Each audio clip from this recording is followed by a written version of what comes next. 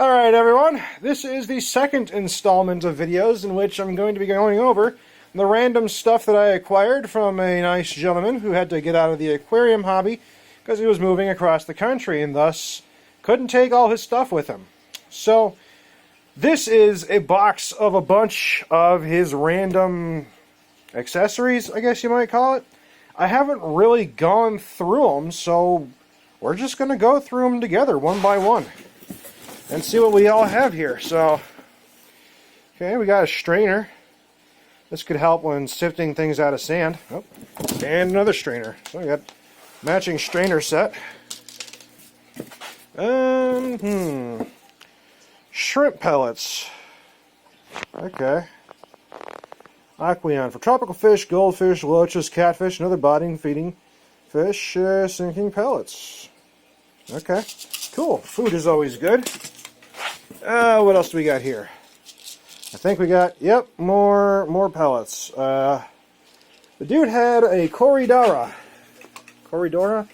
however you pronounce it, in his just massive 250 plus gallon tank. It was just one little like mini Cory, and it was just kind of funny. It was the last little guy, but he's been rehomed. So I don't know what all this is that just fell out. You know what? This might be some stuff to a filter or a power head. I know, as I showed in the last video, I was and still am refurbishing that filter, and I noticed that it must be missing some parts. And one of them, there's just no way that it's not missing some parts, because it just doesn't function, and it looks like it's missing something.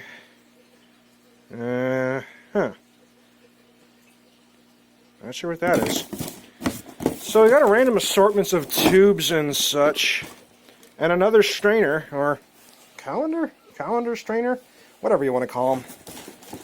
So nothing particularly amazing in here, but let's set it aside because we got more stuff. Man, okay, let's go through this. This is completely unopened.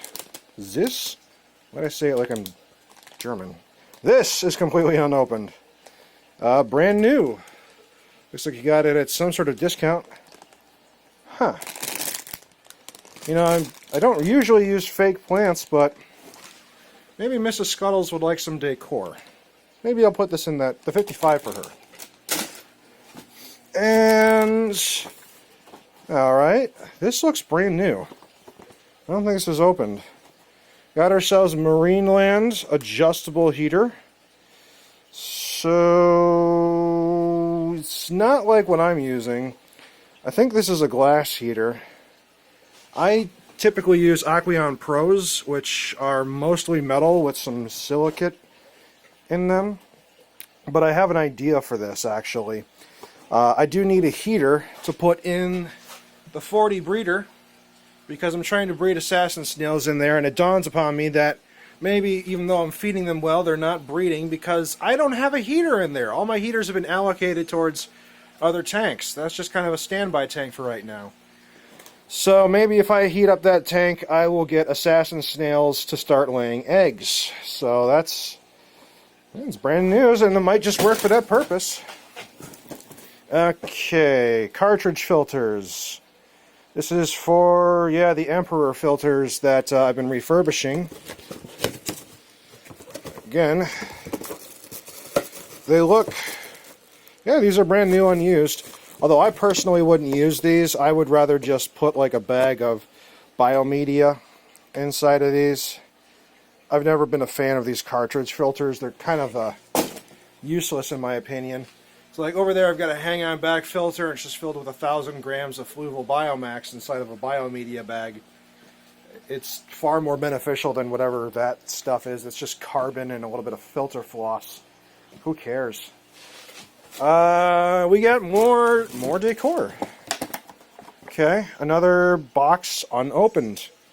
Nature's Design. Interesting. Oh, okay, it's got a little base right here. Let's put some gravel on. Hey, yeah, you know what? These will all go in Mrs. Scuttle's tank. Give her something to do, something new to explore. More plants, I guess. Oh yeah. Yeah, these are all large plants, and of course they're large. She had a huge tank. Weighted base keeps plant in place. Rock on. More stuff for Mrs. Scuttles. Oh, geez, more decor. Wow, this.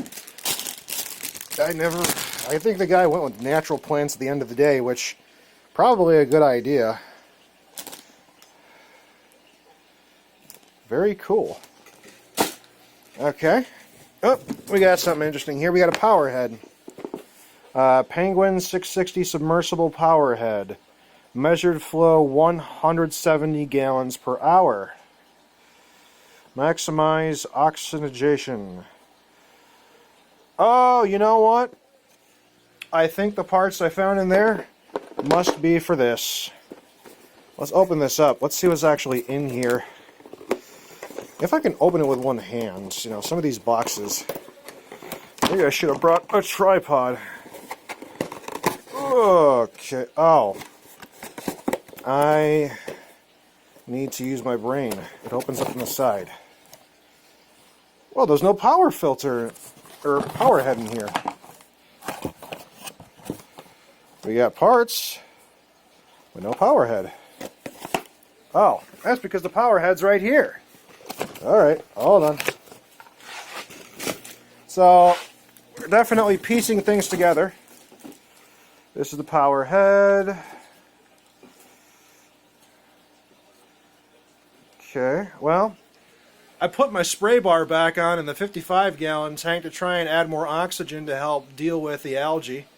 Algae is a plant, and you know, plants consume CO2, so if I have more oxygen in the water, there's less CO2 in the water. Thus, hopefully, a little less algae. But more surface agitation equals more exchange of oxygen in the tank. So it looks like Mrs. Scuttles will get a few more random things in her tank, although I've had bad experiences with power heads in the past.